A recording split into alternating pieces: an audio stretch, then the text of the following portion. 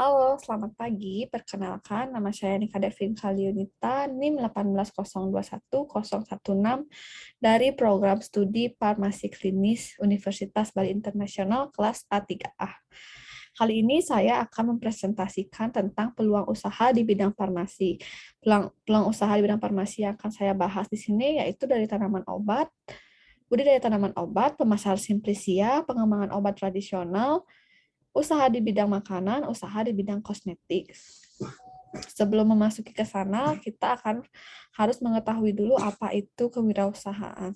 Kewirausahaan adalah proses menciptakan sesuatu yang lain dengan menggunakan waktu dan kegiatan disertai modal dan resiko serta menerima balas jasa atau kepuasan serta kebebasan pribadi. Selanjutnya, definisi dari peluang usaha itu sendiri adalah peluang usaha adalah kesempatan atau waktu yang tepat yang seharusnya diambil dan dimanfaatkan bagi seorang wirausaha untuk mendapatkan keuntungan. Lanjut saja, kita bahas yang pertama yaitu peluang usaha di bidang tanaman. Di Indonesia sendiri terdapat 30.000 jenis tanaman dari 40.000 jenis tanaman obat yang ada di dunia. Maka dari itu, budidaya tanaman obat ini akan sangat menguntungkan. Selanjutnya kita langsung saja ke analisis SWOT-nya. Analisis SWOT ini adalah metode perencanaan strategi yang digunakan untuk mengevaluasi kekuatan, kelemahan, peluang, dan ancaman berkenaan dengan suatu kegiatan proyek atau usaha. Dengan analisis SWOT ini akan dispesifikasi tujuan dari kegiatan proyek atau usaha yang dimaksud. Analisis SWOT dari peluang usaha budidaya tanaman obat itu sebagai berikut. Faktor internalnya ada kekuatan, dan faktor internalnya ada kelemahan, kekuatan dan kelemahan.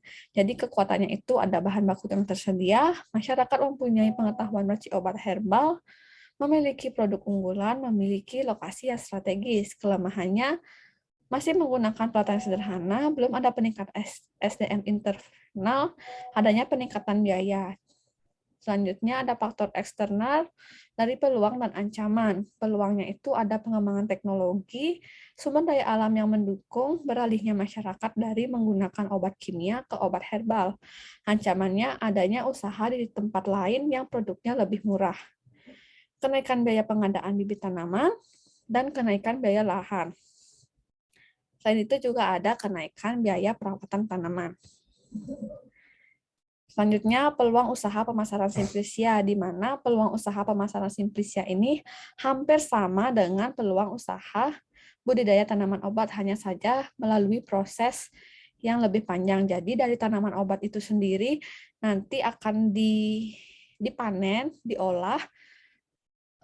Sebelum diolah itu nanti ada sortasi basah, penyortiran, sortasi kering seperti itu. Jadi dia akan mengalami proses yang lebih panjang.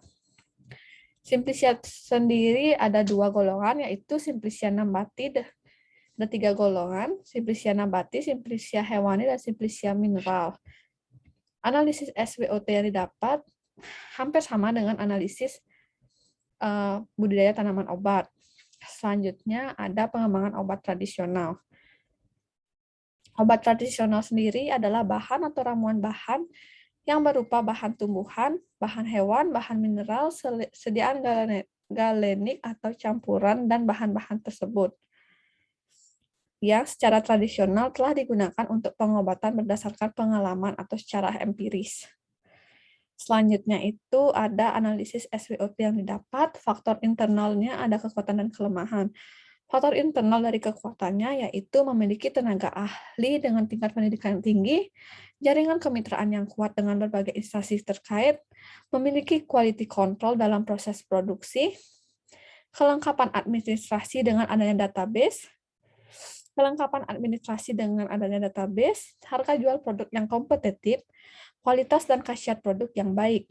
Kelemahannya yaitu tidak ada variasi kemasan produk, jadi sehingga kurang menarik yang dirasakan oleh masyarakat, kurangnya pemanfaatan sarana promosi, belum mempunyai distributor khusus, mesin produksi yang terbatas. Selanjutnya, dari faktor eksternalnya ada peluang dan ancaman, yaitu yang pertama ada peluang jumlah penduduk usia dewasa yang besar, semakin mahalnya harga obat farmasi, adanya perdagangan bebas, perubahan iklim yang mempengaruhi kesehatan, kepercayaan masyarakat terhadap khasiat obat herbal.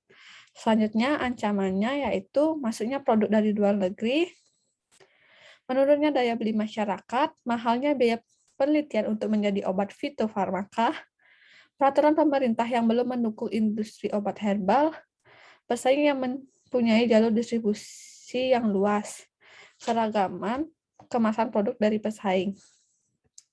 Selanjutnya, usaha di bidang makanan. Pada saat ini, banyak orang yang ingin membuat acara atau kegiatan secara simpel dan efisien, sehingga ia akan lebih menguntungkan jika ia membeli makanan.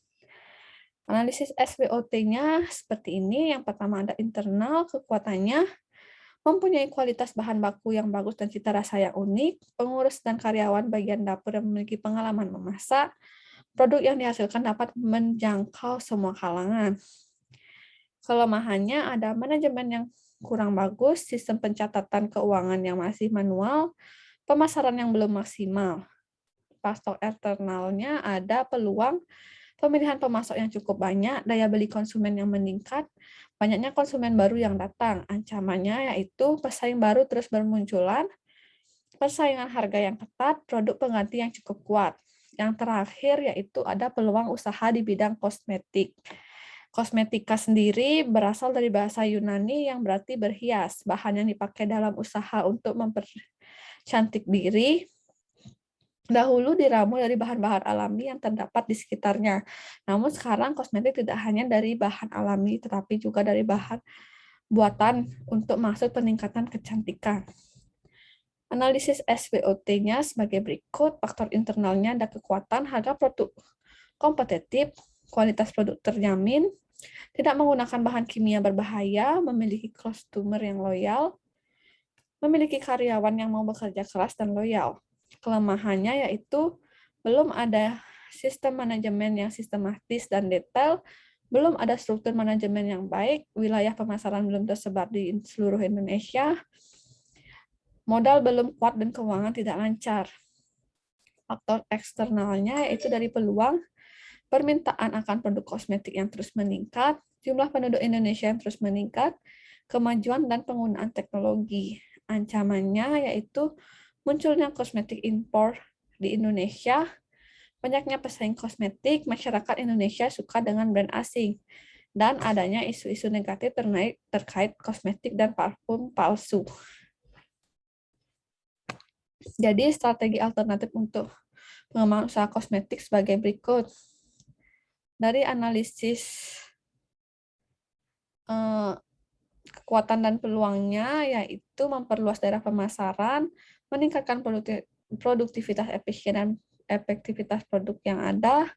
Dari strategi WO-nya, yaitu memperbaiki sistem dan struktur manajemen perusahaan secara mendetail, menggunakan teknologi dalam manajemen, mengembangkan perluasan wilayah pemasaran. Dari strategi ST, yaitu menjaga kualitas dan harga produk kosmetik perusahaan supaya dapat bersaing dengan kompetitor, menjaga nama baik brand maupun perusahaan. Dari strategi PT yaitu memperbaiki struktur modal usaha. Yang terakhir itu ada penutup. Kesimpulannya adalah kewirausahaan merupakan proses penciptaan sesuatu yang baru atau berbeda dengan menggunakan waktu, modal, serta berani mengambil risiko untuk meningkatkan kesejahteraan individu. Selanjutnya, peluang usaha sendiri adalah kesempatan atau waktu yang tepat dan seharusnya diambil atau dimanfaatkan bagi seorang wirausahawan untuk mendapatkan keuntungan. Dan dalam berwirausaha harus memperhatikan faktor eksternal dan internal usaha yang akan dibuat, di mana akan selalu ada kekuatan, peluang, kelemahan, dan ancaman dalam membangun suatu usaha. Terima kasih. Sekian presentasi saya. Saya ucapkan terima kasih.